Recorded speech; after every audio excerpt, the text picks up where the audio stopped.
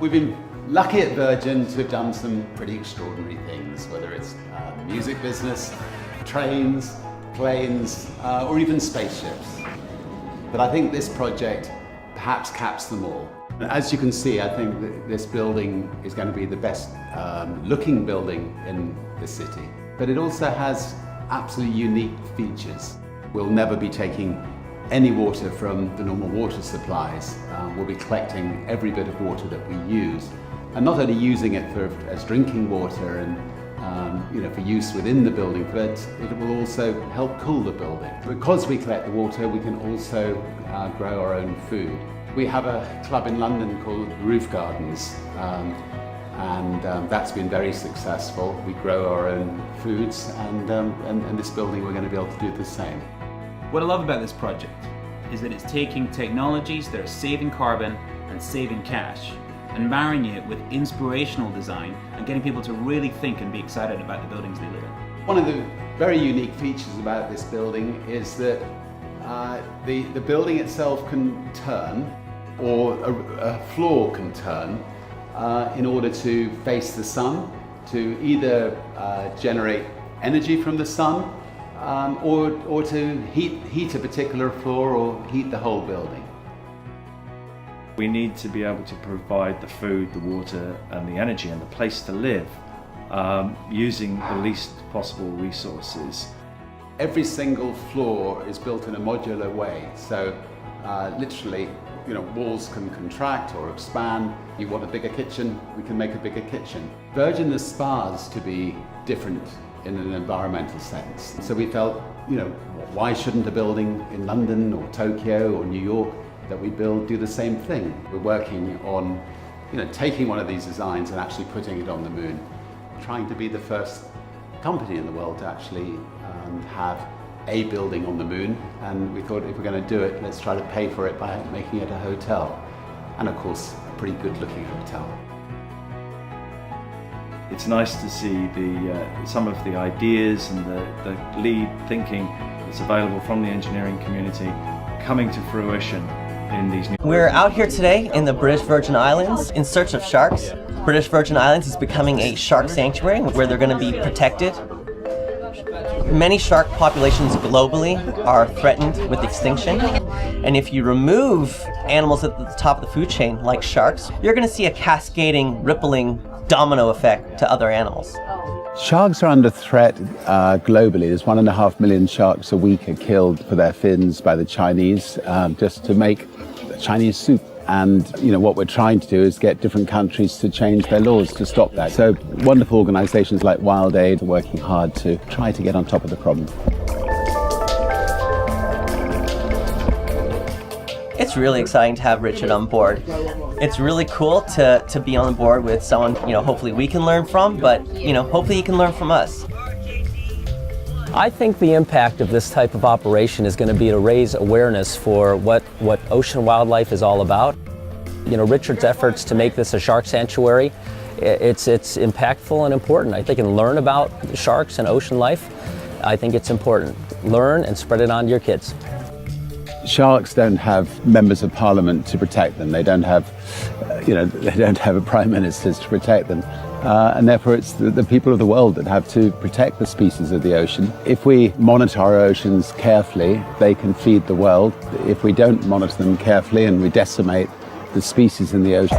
I learned to kite surf 12 years ago, the very first year kite surfing was invented. I learned here on Necker. It was lethally dangerous. You just had 2 strings attached to one of these things. And when you fell, you'd be dragged underwater maybe 100 feet and just had to pray you didn't hit a reef or dragged across the beach. But anyway, survived and not too many injuries, and it's been best sport ever since.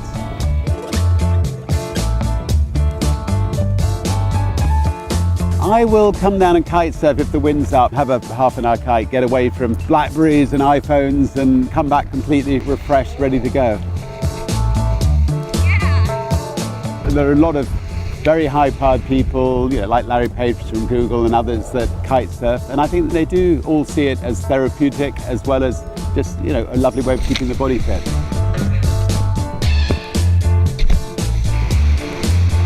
If you're not doing sports, it's a great pity, because I think life is so much better if you do sports. All you need, a kite and a board, and off you go.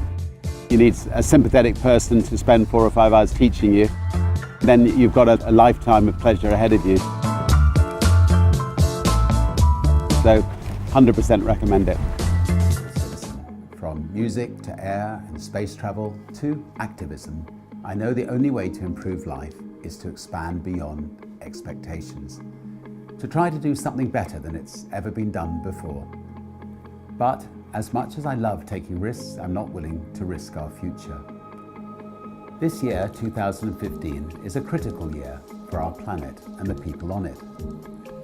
In September, world leaders will define a to-do list that will guide global development for the next 15 years. And in December, they will hopefully sign a truly meaningful climate agreement to ensure we move faster than ever. These events will determine if we save lives or leave those most in need behind. If we end extreme poverty, or if we let people suffer, if we will work to fight climate change or leave the planet in peril. This is the moment for everyone to play their part, to raise their voice and to take action. For starters, we need to call on our leaders to make the right choices for our future and the future of our planet. We need them to hear that we are rooting for those committed to creating a better world. Here at Virgin, we will do our part. With the B team, we're working with a group of dedicated leaders to bring about a better way of doing business. And we're supporting partners like the Carbon War Room, who tap positive market forces to create a low-carbon economy. So let's make this year one to remember. Join me in taking action. Join the global movement for change. Everyone around you from above, how does that change the way you see the world? I can remember one of my balloon attempts to fly around the world, flying over Mount Everest and K2 and the Himalaya chain. We had this massive dome on the balloon, and at 360 degrees, we could look out at our world and we could see the sunrises, we could see the sunsets. It was breathtaking, and it's so rare to be able to see the world from that viewpoint. A drone is incredibly affordable. It can capture the beauty of this world, and in the past, the only way you could get a hint of that was from a helicopter. Drones will open the eyes to many people around the world to see things which they've never seen before. Do you ever worry about the connotations of drones, that people will not forget that they're used by the military as a weapon, not by civilians for peace? Yes, I think maybe at the moment drones are better known for their military use than for their peaceful use, but I think in time that will change. At the moment, the rhino and the elephant is being poached in horrendous numbers. And, we as a species would be a very sad species if we were to let the remaining beautiful creatures on our Earth disappear. And at the moment, we are seriously in danger of letting that happen. I think drones, well used, could play an incredibly important part in protecting against that happening. And just if, poachers know that drones exist in an area, they may well think twice. That's just one little way in which I think drones can be put to good use. I think this actually does complete your complete dominance of the skies.